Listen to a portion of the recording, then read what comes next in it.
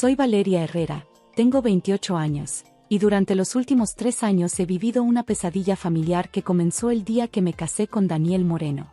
Su hermana mayor, Patricia, estableció desde el primer momento que yo no pertenecía a su clase social, y que mi presencia en la familia era apenas tolerada por caridad. La historia de mi humillación comenzó desde mi infancia. Quedé huérfana a los 8 años cuando mis padres murieron en un accidente automovilístico. Sin familia conocida, fui llevada a un orfanato en las afueras de la Ciudad de México, donde pasé los siguientes 10 años de mi vida. El orfanato Casa Esperanza era un lugar modesto pero lleno de amor, dirigido por las Hermanas de la Caridad. A los 18 años, cuando cumplí la mayoría de edad, tuve que dejar el orfanato y valerme por mí misma. Conseguí trabajo como mesera en un restaurante familiar mientras estudiaba contabilidad en la Universidad Nocturna. Fueron años difíciles, trabajando de día y estudiando de noche, viviendo en un pequeño cuarto rentado que apenas podía pagar. Conocí a Daniel cuando él llegó al restaurante donde trabajaba, acompañando a unos clientes extranjeros. Era arquitecto, venía de una familia acomodada, y desde el primer momento mostró interés genuino en mí. Durante 6 meses de noviazgo, él nunca me hizo sentir menos por mi origen humilde. Pero todo cambió cuando conocí a su familia. Patricia Moreno, de 35 años, era una mujer que había heredado una empresa de bienes raíces junto con su esposo. Desde el momento en que Daniel me presentó como su novia, ella me evaluó como se evalúa una mercancía defectuosa. Orfanato, había dicho con desprecio cuando Daniel mencionó mi historia. ¡Qué interesante! Durante los 2 años de noviazgo, Patricia se las arregló para hacerme sentir inadecuada en cada reunión familiar. Valeria, querida, ¿podrías ayudar en la cocina? Es donde mejor te desarrollas, decía con una sonrisa falsa. Los Moreno tenemos ciertas tradiciones familiares que quizás no entiendas completamente. Daniel, cegado por el amor y acostumbrado a evitar conflictos familiares, minimizaba estos comentarios. Patricia solo es un poco directa, me decía. No lo dice con mala intención. Pero yo sabía perfectamente cuál era su intención. La situación empeoró dramáticamente después de nuestra boda. Patricia había logrado convencer a sus padres, don Ricardo y doña Elena, de que yo era una cazafortunas que se había aprovechado de la bondad de Daniel. Esa niña solo busca salir de pobre, le escuché decir una vez a su madre por teléfono. Daniel está cegado, pero ya se dará cuenta. Las reuniones familiares dominicales se convirtieron en mi tortura semanal. Patricia había establecido una rutina cruel pero sutil. Cuando llegaba el momento de sentarse a la mesa, siempre recordaba que necesitaba ayuda extra en la cocina. Valeria, corazón, ¿podrías traer más agua? Y aprovecha para lavar esos platos que están en el fregadero. Era una orden disfrazada de petición amable. Mientras la familia discutía negocios, política o planes de vacaciones, yo me encontraba en la cocina, lavando trastes y preparando el siguiente platillo. Daniel, absorto en las conversaciones importantes con los hombres de la familia, rara vez notaba mi ausencia prolongada. Es que Valeria es tan servicial, decía Patricia cuando alguien preguntaba dónde estaba. Siempre quiere ayudar. Debe ser costumbre del orfanato. Sus comentarios siempre tenían esa crueldad disfrazada de observación inocente.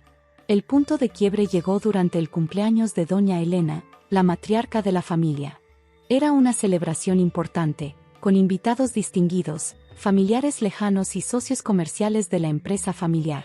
Patricia había organizado todo meticulosamente, desde la decoración hasta el menú. Llegué temprano esa mañana, como siempre, para ayudar con los preparativos. Patricia me recibió con su sonrisa característicamente falsa. Valeria, qué bueno que llegaste temprano. Necesito que te encargues de toda la limpieza y de servir a los invitados. Hoy tenemos gente muy importante.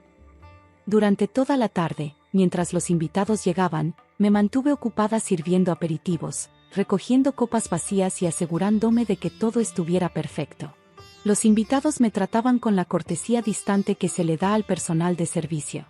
Disculpe, ¿podría traerme más vino?, me preguntó un empresario elegante, asumiendo automáticamente que yo era parte del servicio contratado. Daniel, ocupado conversando con invitados importantes sobre proyectos arquitectónicos, apenas notaba que yo no estaba participando en las conversaciones familiares. Cuando llegó la hora de la cena, Todos se dirigieron al elegante comedor. La mesa estaba perfectamente puesta para 16 personas, con la vajilla fina y los candelabros de plata que Patricia había heredado de su abuela. Mientras todos tomaban sus asientos, yo me quedé de pie junto a la puerta de la cocina, esperando instrucciones sobre qué servir primero. Patricia se levantó de su lugar en la cabecera de la mesa y se acercó a mí con una expresión de falsa preocupación.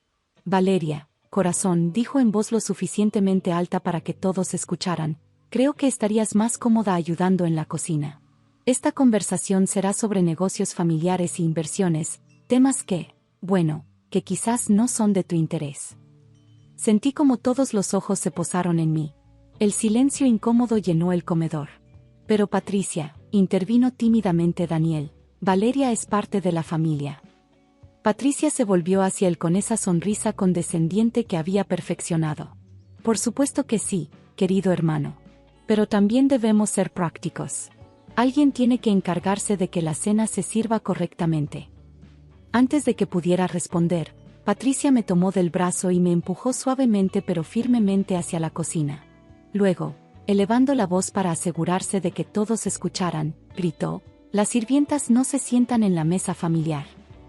El comedor estalló en una risa nerviosa e incómoda.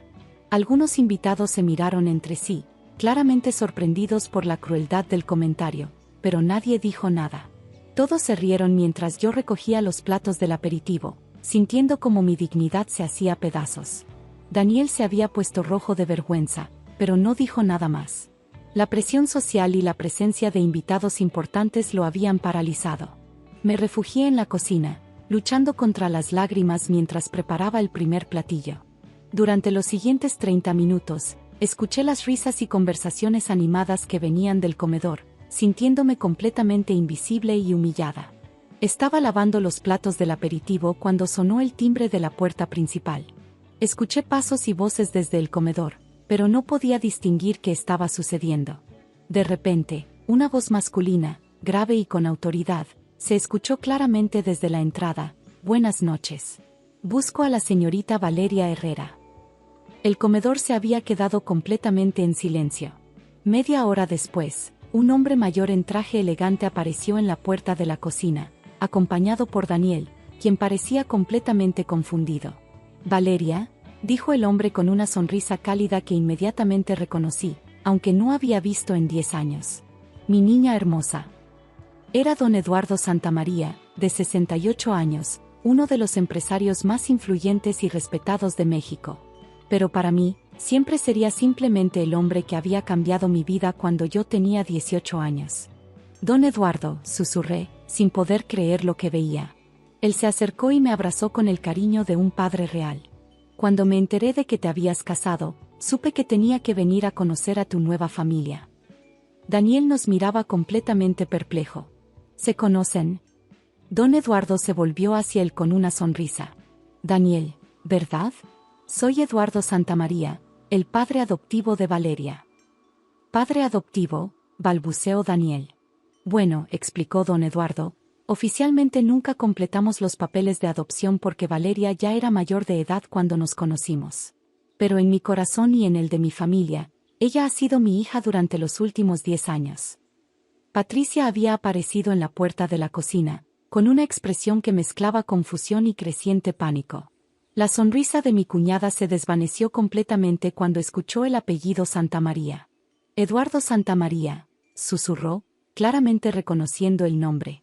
«¿El presidente del grupo Santamaría?» «El mismo», confirmó él con elegancia. «Y usted debe ser Patricia, ¿verdad? He escuchado mucho sobre usted». El tono de su voz sugería que lo que había escuchado no había sido particularmente positivo. «Pero, ¿cómo?», tartamudeó Patricia. Don Eduardo tomó mi mano con cariño paternal. «Conocí a Valeria hace 10 años, cuando salió del orfanato Casa Esperanza. Mi fundación había donado dinero para mejorar las instalaciones, y yo visitaba regularmente para supervisar los proyectos». Lo que don Eduardo no mencionó inmediatamente, pero que yo recordaba perfectamente, era cómo había comenzado nuestra relación. Durante una de sus visitas al orfanato, me había encontrado llorando en el jardín porque tenía que irme al día siguiente y no tenía a dónde ir. «Esta jovencita», continuó, mirándome con orgullo, me impresionó inmediatamente con su inteligencia y determinación.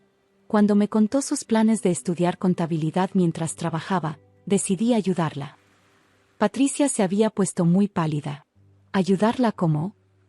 Bueno, dijo don Eduardo, dirigiéndose ahora hacia el comedor donde todos los invitados esperaban en silencio absoluto. Le pagué sus estudios universitarios, le conseguí un departamento digno cerca de la universidad, y le ofrecí trabajo de medio tiempo en mi empresa para que pudiera mantenerse mientras estudiaba. ¿Dónde está mi hija?, había preguntado al llegar, y ahora entendía por qué Patricia estaba temblando. Pero Valeria nunca mencionó, comenzó Daniel. Porque se lo prohibí, interrumpió don Eduardo con firmeza. Quería que ella se forjara su propio camino, que la gente la conociera por sus méritos y no por mis conexiones. Ha sido una de las empleadas más brillantes y trabajadoras que he tenido.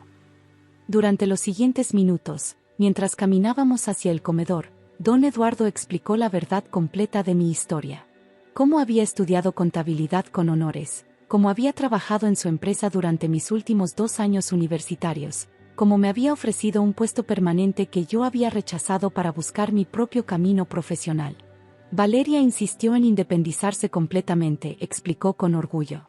Rechazó mi oferta de un puesto ejecutivo porque quería demostrar que podía triunfar por sí sola. Esa determinación es precisamente por la que estoy tan orgulloso de ella. Cuando llegamos al comedor, todos los invitados estaban de pie, claramente incómodos por la tensión que se había generado. Don Eduardo se dirigió directamente a doña Elena. Señora Moreno, permítame felicitarla por tener a Valeria como nuera. Es una joven extraordinaria, de un carácter y una integridad que rara vez he visto en personas de cualquier edad. Doña Elena, que conocía perfectamente la reputación y el poder de don Eduardo en los círculos empresariales mexicanos, solo pudo asentir nerviosamente. Patricia intentó recuperar la compostura. Don Eduardo, no sabíamos. Valeria nunca nos había contado sobre su conexión con usted. Porque se lo pedí, respondió él con una mirada que podía congelar el agua. Pero ahora me doy cuenta de que quizás fue un error. Si ustedes hubieran sabido quién era realmente Valeria, tal vez la habrían tratado con el respeto que siempre mereció. El silencio en el comedor era ensordecedor. Ahora entiendo, continuó don Eduardo, por qué Valeria ha estado tan triste en los últimos meses. Cuando la llamé la semana pasada para invitarla a la boda de mi hijo mayor, noté que su voz sonaba diferente. Patricia se había quedado sin palabras. Mi hijo Alejandro se casa el próximo mes en Acapulco, explicó don Eduardo dirigiéndose a toda la familia. Valeria será la madrina de honor, como corresponde a mi hija. Espero que ustedes puedan acompañarnos a la celebración. Durante la siguiente hora, la dinámica familiar cambió completamente. Los invitados que minutos antes me habían tratado como personal de servicio ahora me hablaban con respeto y deferencia. Patricia intentaba desesperadamente reparar el daño causado, disculpándose profusamente y explicando que había sido todo un malentendido. Valeria, corazón, me decía con una sonrisa forzada, siempre supe que eras especial. Solo quería protegerte de las presiones sociales. Don Eduardo la escuchó cortésmente, pero su mirada dejaba claro que no le creía una sola palabra. Cuando llegó el momento de despedirse, don Eduardo me abrazó fuertemente. Valeria, quiero que sepas que siempre tendrás un lugar en mi familia y en mi empresa. Pero más importante aún, quiero que sepas que nunca debes permitir que nadie te trate como menos de lo que eres. Luego se dirigió a Daniel. Espero que valores el tesoro que tienes en Valeria. No muchos hombres tienen la suerte de casarse con una mujer de su calibre. Finalmente, se volvió hacia Patricia con una sonrisa que no llegaba a sus ojos. Señora Patricia, espero que en el futuro Valeria sea tratada con el respeto y el cariño que merece cualquier miembro de esta familia. Estaré muy atento a su bienestar. Durante las semanas siguientes, el cambio en mi tratamiento fue radical. Patricia no solo comenzó a incluirme en todas las conversaciones familiares, sino que comenzó a presumir ante sus amigas sobre su cuñada tan exitosa y bien conectada. Daniel, por su parte, se disculpó profundamente por no haberme defendido y prometió que nunca más permitiría que alguien me faltara al respeto. ¿Por qué nunca me contaste sobre don Eduardo?, me preguntó una noche. Porque quería que me amaras por quien soy, no por las conexiones que tengo, respondí. Y porque don Eduardo me enseñó que el verdadero valor de una persona no se mide por su cuenta bancaria o sus contactos, sino por su carácter. 3 meses después, en la espectacular boda de Alejandro Santamaría en Acapulco, yo caminé por el pasillo como madrina de honor, llevando un vestido diseñado especialmente por uno de los diseñadores más reconocidos de México. La familia Moreno completa nos acompañó, tratándome ahora con una deferencia que rayaba en la adulación. Pero lo más importante no fue el cambio en su trato hacia mí. Lo más importante fue que había aprendido que nunca más permitiría que alguien me hiciera sentir menos de lo que valgo, independientemente de mi origen o mi historia. Y la próxima vez que alguien dijera que las sirvientas no se sientan en la mesa familiar, yo le recordaría que el verdadero señorío no se hereda, se gana con dignidad, trabajo y carácter.